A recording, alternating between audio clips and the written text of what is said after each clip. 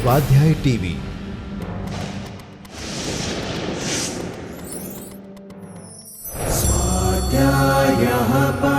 Doctor Baba Saheb Ambedkar Open university.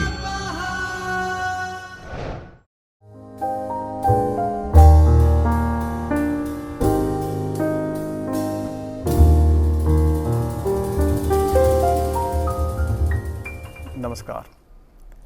Welcome again in the series of a lecture regarding the part of GPSC exams. We were already discussing the previous parts regarding the part of accountancy, in which we were taking a subject regarding the cost accounting, and we already discussed a few parts and few sessions regarding the cost accounting units. Here today I am going to start a new units, and that is process costing. Process costing is also one part of or one type of a method which is actually used by the manufacturer or a producers who are actually producing and manufacturing the different type of goods which are actually related to a continuous process of the goods in their units, which would be helpful and identified the cost to be manufactured units in the premises, and the how this process has been actually continuously without any interruptions, the continuous flow of a manufacturing has been started, and how the cost has been identified of a different process. The process costing is a one type of a method which will be used by the different type of a manufacturer for their requirement to identify the how the cost can be determined of each process when the productions are on. So let us begin with this different type of topics to be discussed in this particular unit, and the different topics like introduction, meaning, definitions, calculation of a process cost, how the cost has been calculated and which type of way the cost can be classified and calculated, then the features of a process costing and the elements of cost which are actually mainly used in the process costing. So let us begin with this part, and the topics has been discussed with. Let us begin with the introduction and meaning. What is process costing? It is ultimately a part of a costing which has been accumulated a different type of work and different type of cost and expenditures of each department and each processes for the particular period of a time, which is called a process costing, or which is known as a process costing. It means that there are a series of expenditures incurred as in a different level as well as in the different departments. So each department has a certain amount of expenditures which has to be accumulated and which is to be calculated add on in the part of the expenses, and in that way the total amount of expenditures incurred for each department as well as in each process accumulated, which is known as a process costing. Here the process costing has been actually calculated for the different processes. That means the manufacturer and producer has to be identified that the in a particular product has been divided into a how many number of processes. It depends. The number of manufacturer, or maybe manufacturer has to be identified that the how many process to be required for the particular unit of manufactured. So in that sense, if there are requirement of 4 processes, then all different 4 processes has to be identified the amount of elements of cost. Which type of elements of cost has been actually required to identify? That may be a material cost or a labor cost or overheads, and different type of overheads is also a part of the different process costing. So this each cost has been identified for the particular process, and according to this particular cost to be required and recorded into each process individually, and then the applications of the cost unit to be identified, the how many number of units are manufactured of the particular product, and according to that the what would be the cost per unit to be determined. So the cost per unit has been determined on the basis of the total amount of cost has been incurred for the each process divided by the number of units inputs in the respected process, in which in this way that can be identified the cost per unit of the each process. Why they are willing to know that the cost per unit for each process? Because of the what amount of expenditures are incurred of each process as well as the how much amount of proportionate profit has to be added into the respected process. That is also the one part of the things. Then the another important thing is the which type of industries are actually involving with this particular method.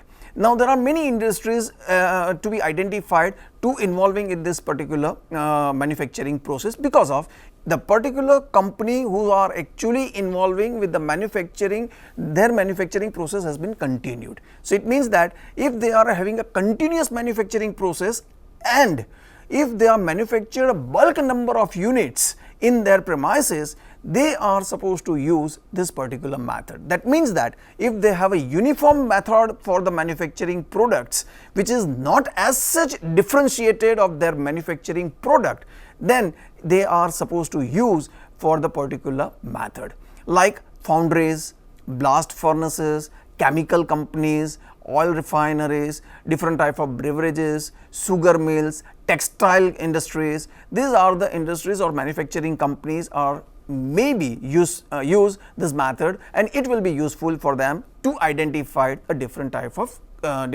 cost structures.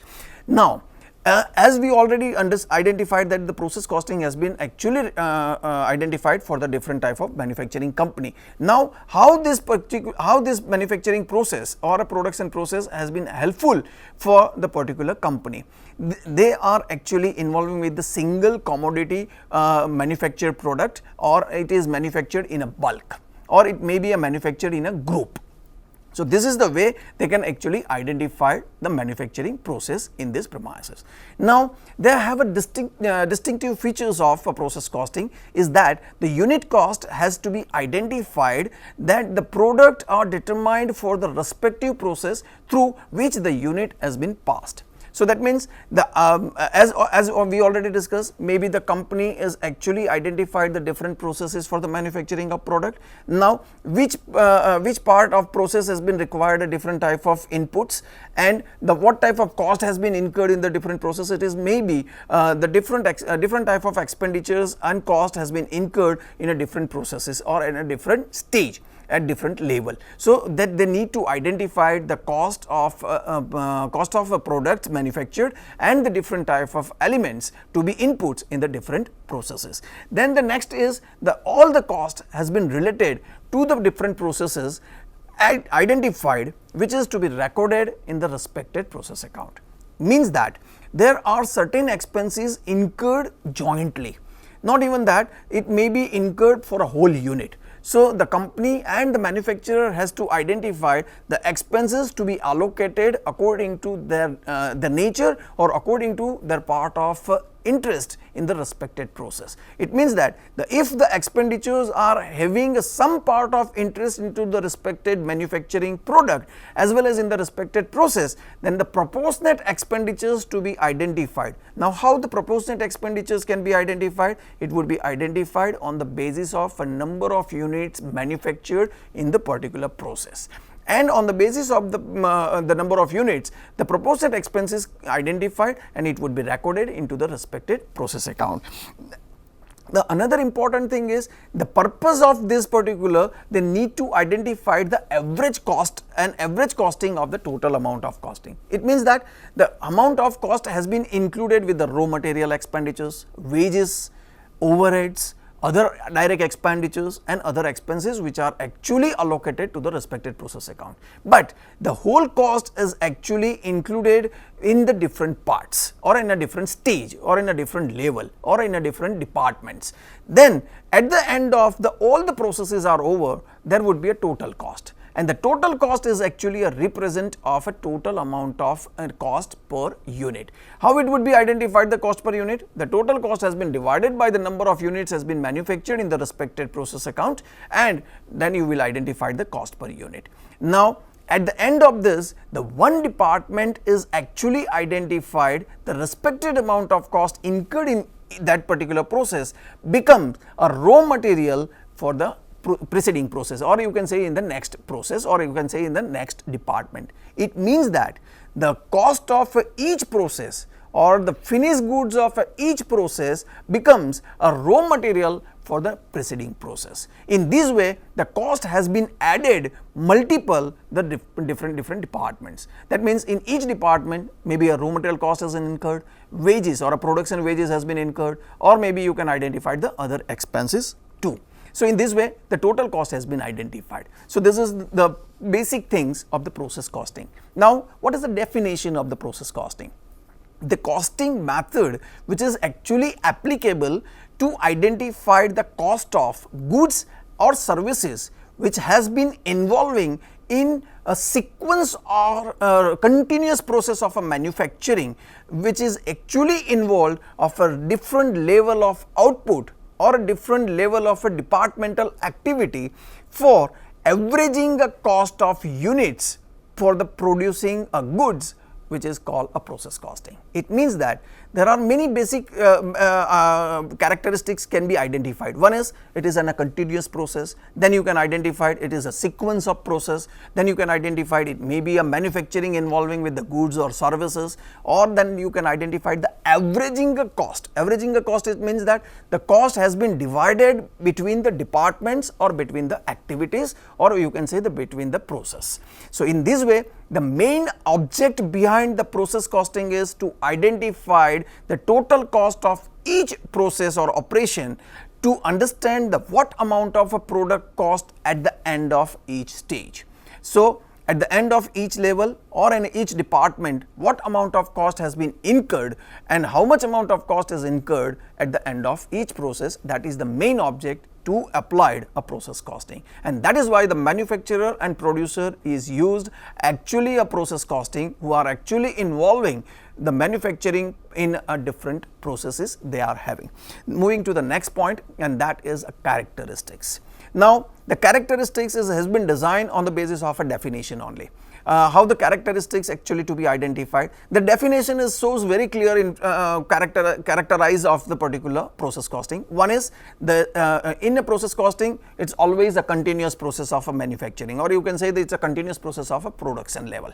So where the manufacturing units are observing a continuous level of production, that is considered a process costing method, or you can say the process costing method can be applied where the manufacturing has been continuously done. The second is the finished product of a one process. As I already mentioned earlier, the finished product of a one process or a one department or a one activity becomes a raw material for the subsequent process. That means for the next process. Taking an example very simply, suppose if there is an activity where the three processes are required, and the process 1 is already done, where the total amount of raw material cost, wages cost and other overheads cost are already incurred in the first process, make a total of the total expenditures of the each process. Now at the end of the process 1, where the process 1 has already over, that means we don't have any further part of an activity for the process 1, and after the process 1 end, whatever the total amount of the process 1, it's called a finished product of the process 1, becomes a raw material for the process 2. So it means that the another important characteristic of this process costing is the raw material of first process or a raw material of the current process or a finished goods of a first process becomes a raw material for the preceding process, and the amount it would be carry forward till the end of the process. At the end of the final process, whatever the output and outcome has been identified at the end of each process or at the end of the final process, it would be considered as a finished goods, and that would be transferred to the finished goods account. Another characteristic is the products cannot be differentiated in the different level. It means that whatever the inputs has been given into the respected process account, it will be identified at the end of the last process only. So you cannot differentiate, you cannot actually distinguish the part of the process account which is to be identified in a different stage. So the product which was actually manufactured in the process account would be identified at the end of the particular process only. So you cannot differentiate it between the process account or in between the process stage also. Then the another characteristic is that you can identify that the process accounts may be conveniently divided depending upon the process of a manufacturer only. It means that the manufacturer or a producer has to identify that the how many processes has been required to manufacture of the particular product, and according to that the number of processes has been divided, and then they can identify the elements of cost of each process also. Maybe the some processes require the raw material inputs in the first process itself only, then the production wages would actually required in the second process onwards only, maybe some add-on raw material has been required in the second or third process only. So all these things has been identified by the manufacturer or producer only, and then they have to actually prepared according to the requirement, and the product has been divided into the number of manufactured processes. Moving to the next part is, maybe some part or sometimes you can identify, or maybe the many industries have a manufacturing process in a continuous flow only. So it means that once the raw material has been input in a first process, at the end of a second process or a third process or maybe a fourth process, the finished goods come out. But sometimes there are a simultaneous parallel some processes has been done, and at the end or before the last process, that both the simultaneous process or parallel process has been merged. It means that some manufacturers, suppose I want to take an example to manufacturing automobiles or maybe manufacturing of a car. So in manufacturing of a car, there are certain processes has been actually going parallel. It means machineries has been actually manufactured somewhere, maybe the body of the car has been actually manufactured in the premises of the particular unit, maybe their seats and other things has been manufactured simultaneously somewhere else, maybe the tires and other things has been manufactured simultaneously somewhere else. And before you can actually find out that the whole things has been actually merged, before that the things has to be identified, the all processes are actually worked parallel simultaneously, and before the last process all this individual part or a separate part has been merged, and then at the end of the finished products to be identified. So in this way some manufacturing units have a parallel process or simultaneous process, and before the end of the finished products it will be merged, and then they can actually assembled of the product and finished product would be identified. So these are the characteristics of the process costing. So we already identified the characteristics of the different process accounts, which is actually a continuous process, elements cost has been designed, manufacturer has to identify the how many processes has been required, some processes may be continuously going, some processes may be actually worked parallelly. So according to that they has to design the part of the process costing unit or a process costing method for the respective manufacturing product. Now moving to the next part, that is cost determination. Cost determination means how the cost has to be calculated for the respected product. Now see here there are few steps for the calculation of calculation of a cost for the particular product.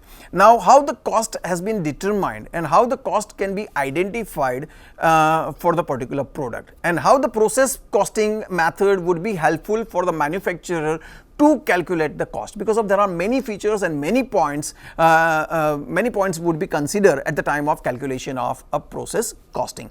See, the first point is the total production has been divided in a different processes. As I already mentioned in the characteristics, the company or a manufacturer or a producer has to identify the how many processes, how many operations, how many departments are required to manufacture this product. So that means the whole production process has been divided into a different parts, and that parts has been identified along with the cost or elements of cost, which is actually precisely identified for the respected department or a respected process or a respected unit.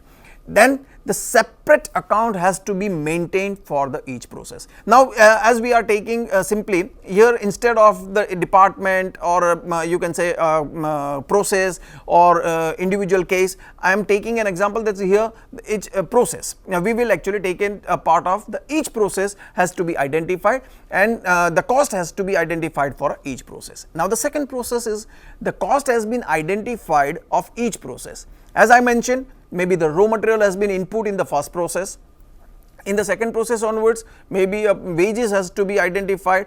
So the producers are actually identified, the workers who are actually try to convert the raw material into a finished product will begin from the second process onwards only. Maybe in the third process or in another process, some add-on materials were also required, and it is input in the third process or maybe in the fourth process, and at last they will identify the finished products. So in this way, the total amount of expenditures to be identified and the cost has to be identified in the each process. So the separate account would be prepared for each process, and the raw material and other expenditures to be recorded at the respected process, and at the end of each particular period or at the end of the each process period, the total amount of expenditures has been designed. Now next is, as I already mentioned, there are three elements. One is direct material or maybe indirect material also, direct wages, indirect wages, and the overheads. So first process is actually identified with the materials, which is already recorded, and for that we already prepared a separate process accounts. Then the second part is wages, and the third is overheads. Now the second process or maybe in the different process account, we identified the production wages or other wages as well as the other overheads also, and all these expenditures we need to identify in which process account these expenditures are incurred, and according to the identifications it would be recorded into the respected process account. So now in the particular period or at the end of the period, all these expenditures which was actually identified, it is to be recorded in the respected process account, maybe in the process 2 or maybe in the process 3. So now these expenditures are recorded in the respected process accounts, and at the end of each process we need to identify the total amount of cost of each process. And now the another calculation is the total amount of each process expenditures or a total cost of each process would be transferred into the next process or in the preceding process, which is actually a part of a continuous flow of manufacturing.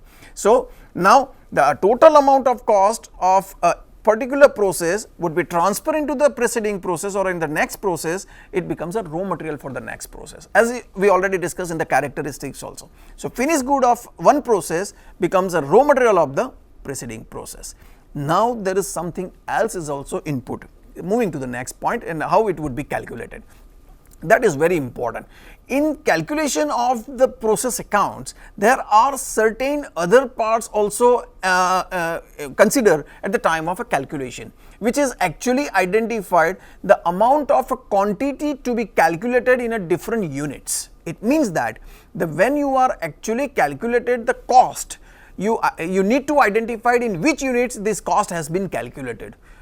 Without units to be identified, cost may not be calculated easily for the respected process account. So that means that before you start the process accounts, you need to identify the units of a process account also. It may be in a ton, it may be in a kilograms, it may be in a liters, it may be in a units, it may be in identification of a number of pieces, anything in any format, but you need to identify the number of units before you are actually start the process accounts. So the process accounts would actually more helpful at the time of when you are actually identified the number of units before you start the process account.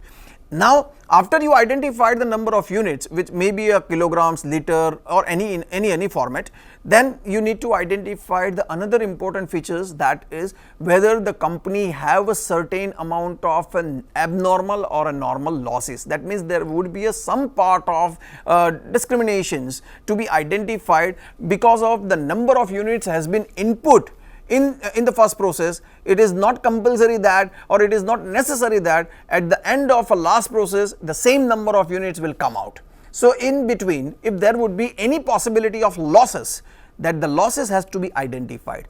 Now this losses may be a normal or abnormal also. So there are three main differences, maybe the normal loss and then abnormal loss, or instead of any of these two, there would be abnormal gain also. So how the normal loss can be identified, or normal scrap or normal wastages also. How the normal loss can be identified? Maybe due to a evaporation or a shrinkages. It would be specially applied for an oil or petrol, or because of evaporation and shrinkages may be possible in this particular type of goods only. So due to evaporation or shrinkages, if anything has been damaged or anything has been lost out, which would be considered a normal loss. So in case of the any amount of units has been reduced at the end of each process which was not similar to the inputs units due to a normal circumstances, it is called normal loss. So, that in case of a normal circumstances, any amount of units has been decreased, that difference is considered a normal loss. That normal loss we already identified, and normal loss has to be calculated for the normal values also, or in the normal values as per the scrap value or in a normal sale value also. Then the second possibility is abnormal loss. How the abnormal loss can be identified? Abnormal loss can be identified in case of the any amount of loss which is actually incurred more than the normal wastages. Normal wastages, it means that suppose we assume that now which type of abnormal loss, maybe due to some amount of maybe the material has been sent in a transportations, and due to the accident some amount of material and some amount of units has been lost out, or maybe damaged, or maybe not identified, maybe theft, or any other reasons which are actually abnormal reasons. And due to the abnormal reasons, if you identified the some losses, we need to identify the value of abnormal losses, and if the value of abnormal losses is more than the normal value of losses, that difference is considered the abnormal wastages or abnormal loss, and this abnormal loss has to be transferred in costing profit and loss account at the end of the particular process account. The third possibility is abnormal gain. It's a reverse situation than the abnormal loss. Reverse situation, it means that in case of the abnormal wastages is lesser than the normal wastages, that means the normal wastage we assume that its amount suppose 100 rupees, and abnormal wastages amount is 50 rupees, which is lesser than the normal wastages, the difference is considered an abnormal gain. It means that the manufacturer actually identified there should be 100 rupees loss, but instead of the 100 rupees loss, the loss was lesser than that is 50 rupees. So, the difference amount is considered as an abnormal gain. It would be happen sometimes because of the amount of selling value of abnormal wastages is higher than the value of the loss. In this case, the abnormal gain has been find out, and this abnormal gain would be recorded in the respected process account, and at the end of this process this is also has to be transferred into the costing profit and loss account. So, this is the way for the calculation of the part of abnormal loss, normal loss and normal wastages. Moving to the next point, and this next point is actually identified the calculation of CPU. This is very much important, how the cost per unit is calculated. Very simple way the cost per unit is calculated, and this is very important point. Now, the cost per unit is calculated difference between the total amount of cost divided by the total inputs or total units introduced in the respected process. Now, see here, there are possibilities of normal loss and normal wastages also. Suppose in case of any processes have a normal loss or a normal wastages, then the total cost, the CPU can be find out in this way. See the formula is very clear, the total cost minus the value of a normal loss. How you can identify the value of normal loss? The value of normal loss can be identified through the normal wastages units multiplied by the selling value or a sales price of a normal wastages. So, that in this way the value of normal wastages can be identified, or value of normal loss can be identified, would be deducted from the total cost, divide by the total input. Total input, it means the how many number of units introduced in the respected process account minus the normal loss units, and this normal loss units would be deducted from the total inputs. In this way the cost per unit can be determined. So, the CPU has been identified and CPU would be calculated through this way. Then the next is the cost is actually calculated and transferred to the subsequent process accounts.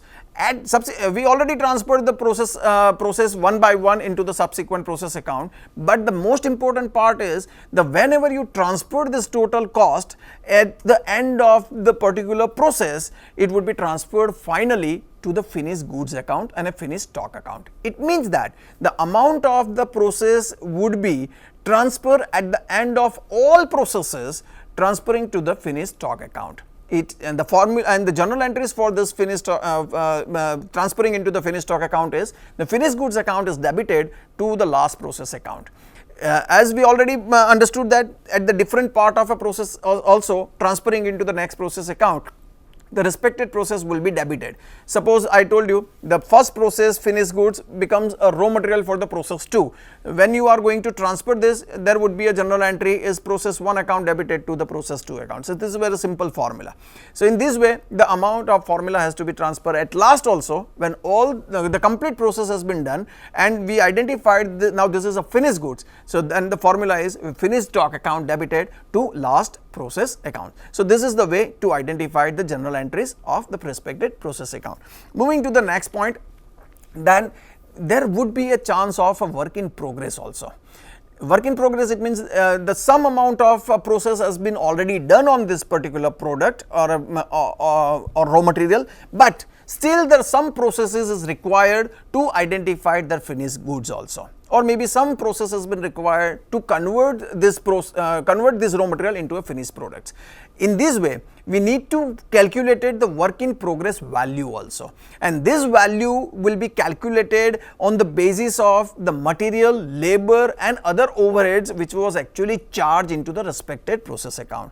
The all proportion of the different elements of cost would be helpful to calculate the work in progress value, and this work in progress amount would be charged in the respected process accounts. So, at the end of this particular process, work in progress value has to be recorded into the respected process account, and everything at the end of everything, whatever the amount of a profit received of the respected process, whether it is an abnormal loss, an abnormal gain or any other part of a losses and gain would be transferred to costing profit and loss account. So, this costing profit and loss account would be helpful to identify the net amount of profit and loss at the end of all the different processes. So, this is the way to calculate the cost in a process account. So, this is a determination of a cost calculations in if you applied a process costing method in manufacturing unit. Now, moving to the next point, and that is the features of process costing. As I think so, we already discussed all these parts. This is maybe we need to identify which are the features in the process accounts. The first is we need to identify the transfer of production to another process. As we already discussed, this is a continuous flow of a manufacturing of a product. It means that the process 1, it's a first part of manufacturing process product, then the second process, then the third, or maybe at last process also. Ultimately, it's a continuous flow of product. So, the first the finished goods of first process becomes a raw material of the second process, and in the same way the third process or a fourth process would be transferred into a finished product account. So, ultimately the finished product of a respected process would be transferred into the next process, would be considered as a raw material. This is your first feature. Then wastage or losses, we need to identify there are normal loss, maybe abnormal loss, abnormal gain. So, according to these calculations, whatever the input units is actually introduced in the respected process and the how many units were come out from at the end of the particular process, the difference between the inputs and output of the respected process, it is your abnormal loss or a abnormal gain. Right. So, we need to identify the normal loss and abnormal wastages by the comparison of the inputs and output of the respected process, and in this way the finished goods has to be identified at the end of the particular all processes, and generally we need to identify the calculation of the whole abnormal gain and abnormal wastages on the basis of whatever the amount of a raw material has been introduced in the respected process. Another important feature is byproducts. Now, what is a byproduct? The byproduct is actually a product which is not identified or product which is not a main object to manufacture. It means that the company is manufacturing a product, in that along with that if any more products has been manufactured along with your main products which is not identified as well as which is not required also, that is your byproduct. It means that the byproduct is the product which is manufactured or produced along with the major product or a main product. it may be defined as an any sellable or a usable value incidentally produced in addition to the product. It is called a byproduct. Now ultimately the byproduct is your income, or it is maybe a sellable value also, which is to be recorded in the respected process account where the byproduct has been identified. So the byproduct is actually a part of features which is to be identified in the respected process. Generally byproduct is identified in the mid of a process or maybe at the end of the respected process account. Moving to the next point, and that is a joint cost. What is joint cost? Allocation of joint cost. Now here in some manufacturing unit, the manufacturer or a producer are manufacturing a product jointly. So that means they are manufacturing 2 or more products separated jointly, but their cost need to identified, their cost has been actually incurred jointly. Now how the cost has been actually identified of each particular process or each particular product? In this way the company has to identify their process operation first, and according to their process operations they need to require all the different processes of a product and what type of cost has been incurred in the respected process. So maybe if the certain expenditures are incurred jointly, according to the number of units, according to their object of a manufacturing or maybe their feature of a manufacturing, the product cost or a joint cost would be allocated separately of each process. So in that way the allocation of a joint cost would be identified on the basis of features and the unit of a respected process account. So maybe there are certain expenses which are incurred jointly, but need to identify the what amount of expenditures incurred on each process allocated in a different way. Now another feature is inter-process profit costing. What is inter-process profit costing? Inter-process profit costing is, there are 2 types of profit calculation in the process account. One, maybe the profit will be charged at the end of the process accounts. It means that the profitability has been charged in the last process. If suppose taking an example that in one product manufacturing there are 3 processes. Instead of the profit has been charged in the first process, it would be charged in the last process, that is in the process 3 account.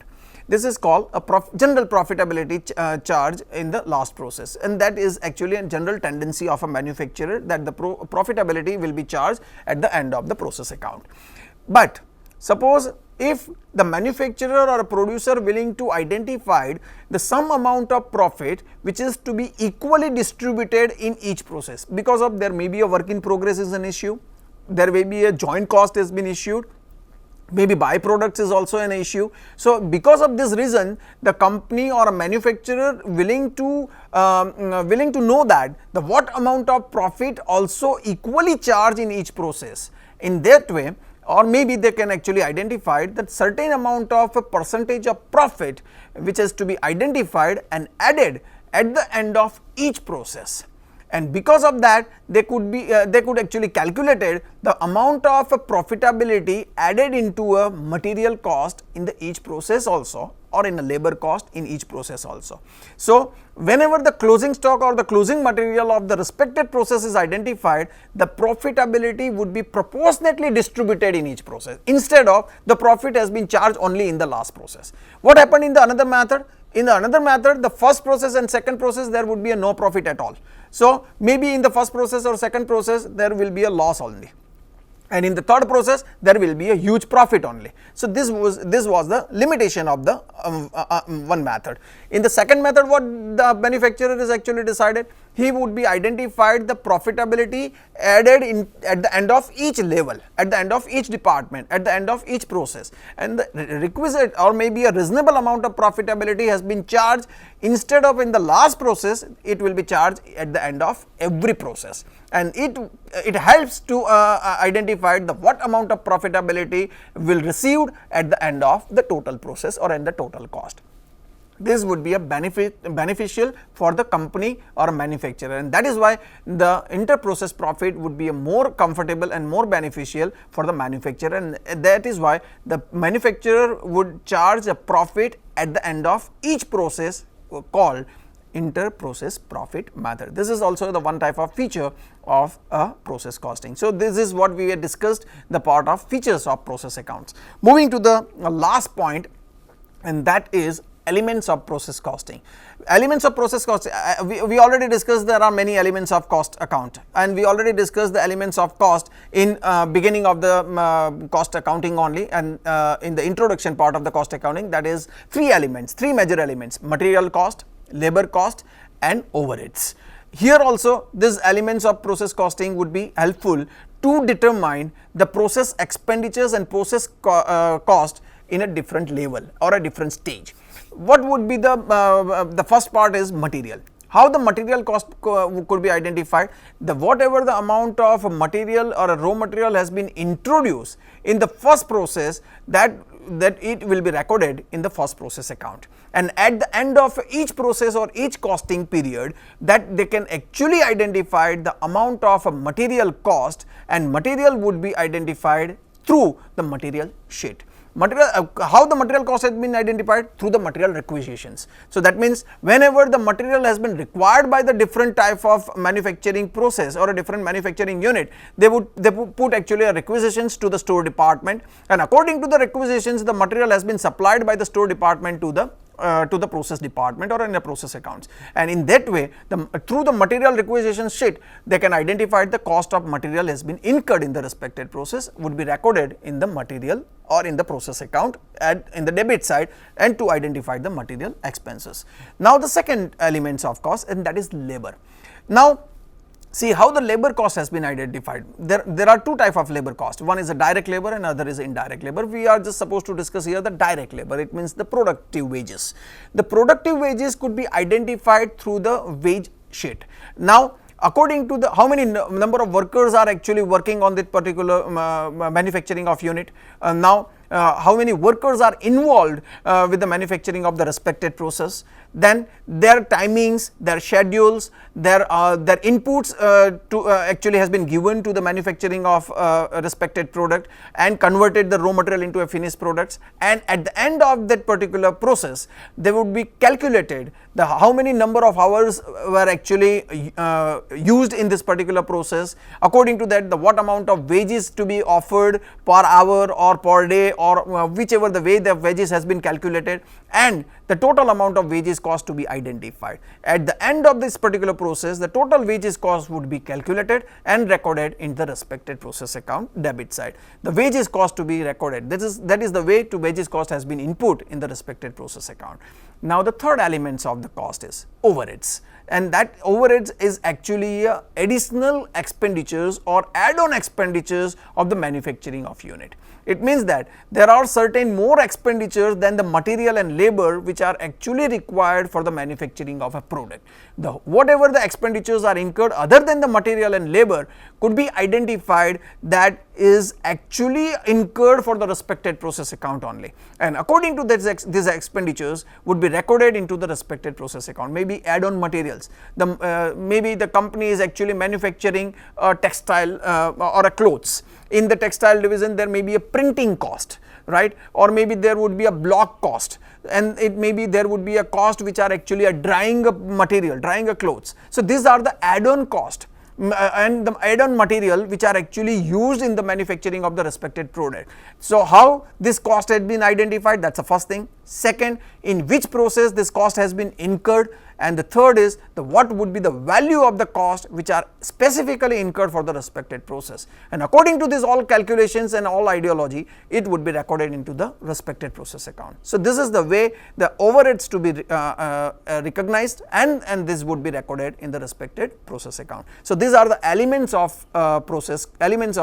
costing: material, labor and overheads.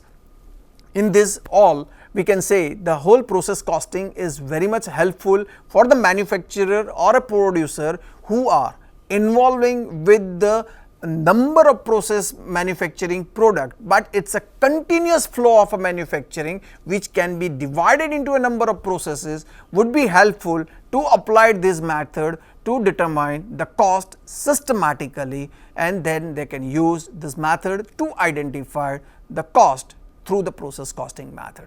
This is the way I want to deliver the part of the process costing chapter. This is the first part. It's an introductory and the introduce of the how the process costing method would be applied. In the next sessions, we would discuss how the which are the where the problems is to be determined and how these things to be identified. Thank you very much. Namaskar. स्वाध्यायः परमं तपः।